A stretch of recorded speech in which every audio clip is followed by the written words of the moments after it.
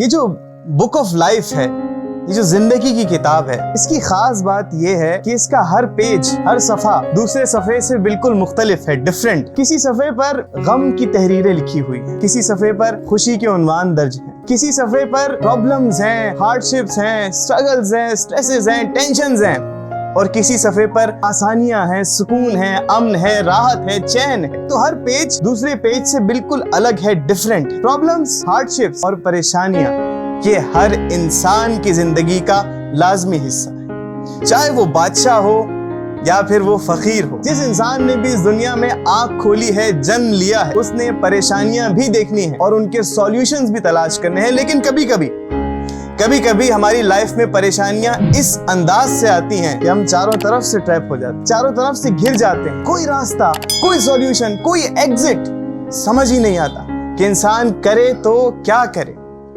एक बहुत ही interesting story है, कहानी है एक जंगल की, जहां शाम होते ही मौसम बिल्कुल बदल चुका था। काली घटाओं ने सारे जंगल को घेर रखा था, सरों पर बादलों का साइबान और बिजलियां चमक रही थी। अचानक एक बिजली जमीन पर गिरी और सारे जंगल में आग लग गई। जंगल के तमाम जानवर अपनी अपनी जान बचाने के लिए इधर उधर भागने लगे। उन भागते हुए जानवरों में एक सुनहरे बालों वाली हिरनी भी थी, वो भी अपनी जान बचाने के लिए इधर उधर भाग रही थी। लेकिन मसला ये था कि हिरनी प्रेग्नेंट थी, हामला थी, उसे अपने बच्चों को दुनिया में लाना था। लेकिन पहला इशू अपनी जान बचाना था। हिरनी जान बचाने के लिए दौड़ने लगी, दौड़ती रही और दौड़ते दौड़ते जंगल के एक ऐसे किनारे पर पहुंच गई जहां उसके सामने फकत एक दरिया था। हिरनी ने दरिया से कुछ घूंट पानी पिया, अमन, सुकून, चैन का सांस लिया। अब उसे एक महफूज जगह तलाश करनी थी जहां वो अपने बच्चों को इस दुनिया में ला सके।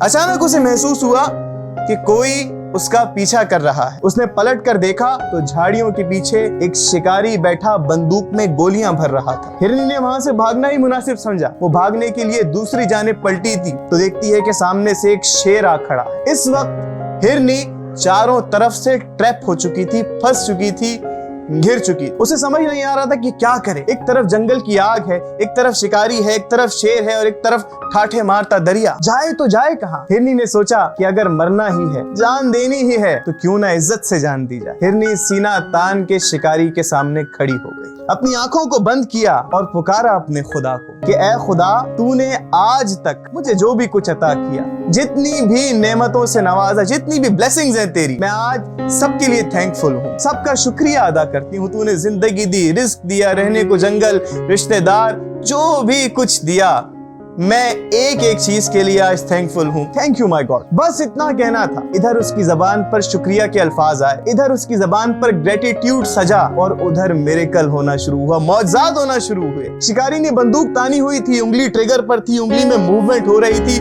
बंदूक चलने ही वाली थी कि अचानक जंगल की आग में से एक चिंगारी उड़ती हुई आई और शिकारी की आंख में घुस गई। जोरदार गोली चलने की आवाज आई। हिरनी ने डरते डरते आंखें खोली तो देखा कि गोली शेर के सर में घुस चुकी थी और शेर जमीन पर निढाल पड़ा था। शिकारी अपनी आंख पकड़कर वहां से भाग चुका था। अब हल्की हल्की बूंदाबांदी शुरू हो चुकी थी, जिससे जंगल की आग भी ठंडी हो गई। और इस सुहाने, खूबसूरत, ब्यूटीफुल मौसम में उस हिरनी ने अपने बच्चों को जन्म दिया। दोस्तों, कहानी बहुत छोटी सी है, मुख्तसर सी है, लेकिन पैगाम बहुत बड़ा है। मेरे आपके साथ, हम सब की जिंदगी में कभी ना कभी ऐसा होता है कि जब हम चारों तरफ से परेशानियों में घिर जाते हैं, चारों तरफ से मुसीबतें आ जाती हैं, प्रॉब्लम्स ही प्रॉब्लम्स होती हैं, कोई एग्जिट, कोई रास्ता, कोई राह, कोई सॉल्यूशन समझ नहीं आ रहा होता कि करें तो क्या करें। ऐसे में इंसान क्या करे? ऐसे में आप वही करें जो उस हिरनी ने किया, अपनी आंखों को बंद कर और पुकारें उस पाक जात को, क्या है परवरदिगार, तूने मुझे जितनी भी नेमतों से नवाजा है,